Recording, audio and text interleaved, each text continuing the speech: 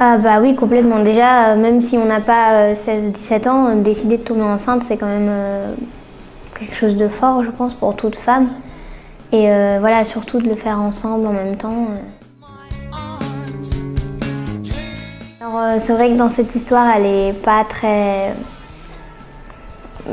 présente. Bon, les hommes, ils nous servent quand même de reproducteurs, on va dire, mais comme c'est surtout le geste qui est important, c'est le geste de tomber enceinte. C'est parce que c'était cette communauté de filles qui décident de faire quelque chose ensemble. Si c'était une communauté d'hommes qui déciderait de faire un truc spécifique aux hommes, bon, les filles en seraient pas très présentes, mais pas par volonté de rejet, juste parce que la situation s'y prête.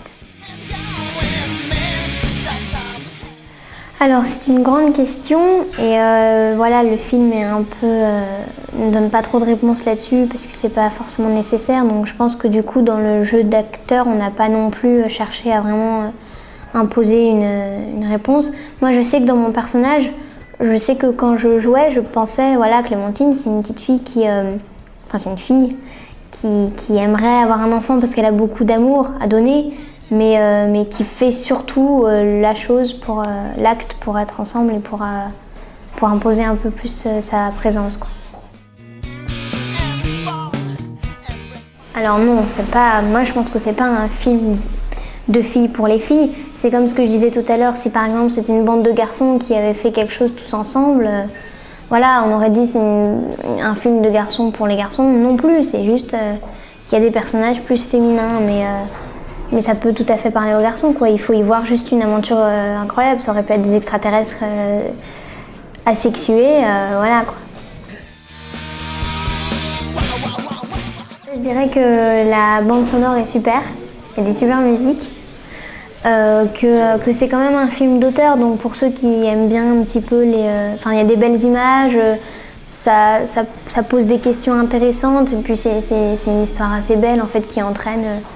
très poétique, je trouve. Donc bon, voilà, c'est pas forcément un film d'action très palpitant, mais ça peut être intéressant pour toute personne qui aime bien les beaux films. Alors non, moi aujourd'hui, je ne suis pas prête à tomber enceinte, et d'autant plus que le film m'a fait réfléchir à l'impossibilité de ma situation. Enfin, je ne pourrais pas décemment être mère, ça serait horrible pour moi, pour le bébé à mon âge, quoi. C'est pas possible. J'en ai pas vraiment pour l'instant.